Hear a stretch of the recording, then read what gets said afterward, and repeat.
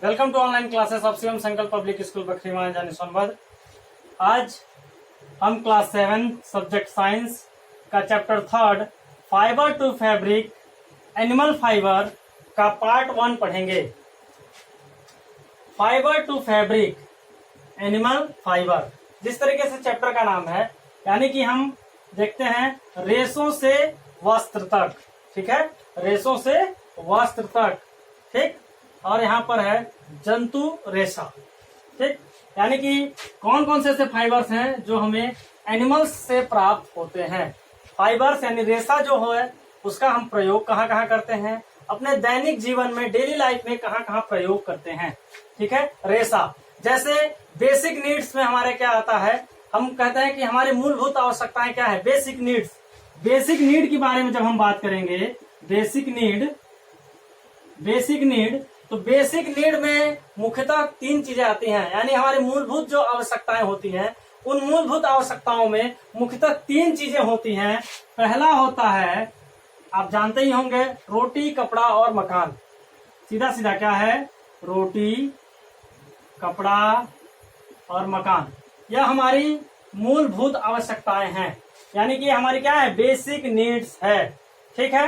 तो इन basic needs में हमारा फाइबर का उपयोग कहाँ होता है, कपड़ा जो होता है, यानी क्लॉथेस जो बनते हैं, क्लॉथ्स जो होते हैं, ये सारे क्लॉथ्स जो हैं वो किससे बने होते हैं, रेशों से बने होते हैं। यानी क्या है, अगर हम अपने इस शर्ट की बात करें, इसमें भी बहुत सारे रेशे मिल करके एक साथ रेशों को जोड़ा गया है, तब जाकर के एक कपड़े का निर्माण होता है, क्लॉथ्स का निर्माण होता है, ठीक है।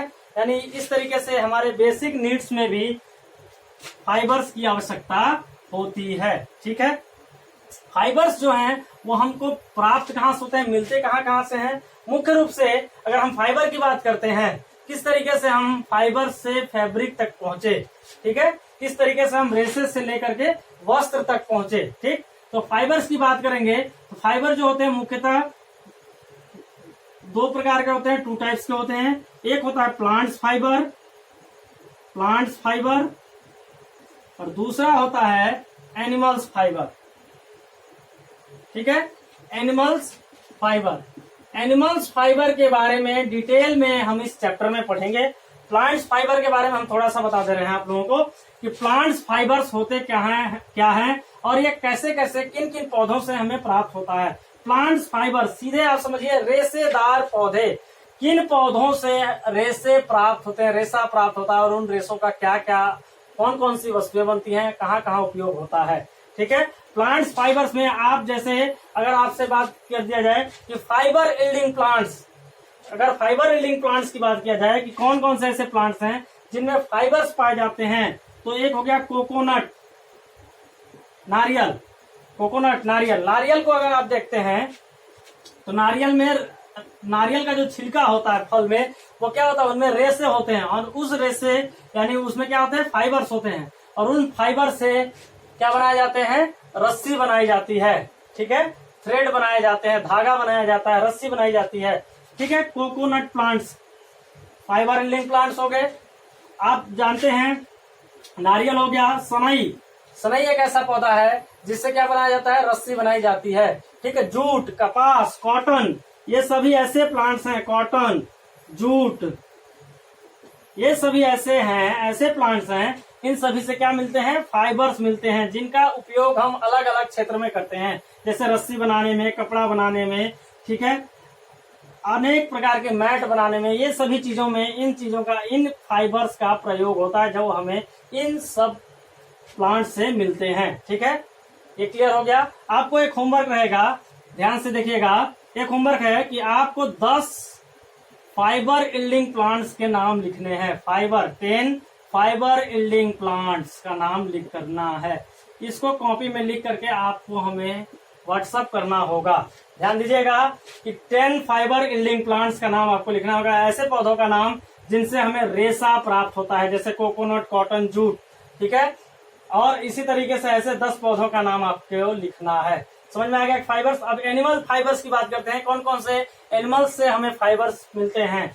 जैसे आप सामान्य सी बात करते हैं, गोट, बकरी, शीप, भेड़, कैमल ऊंट, ठीक है, लामा, रैबिट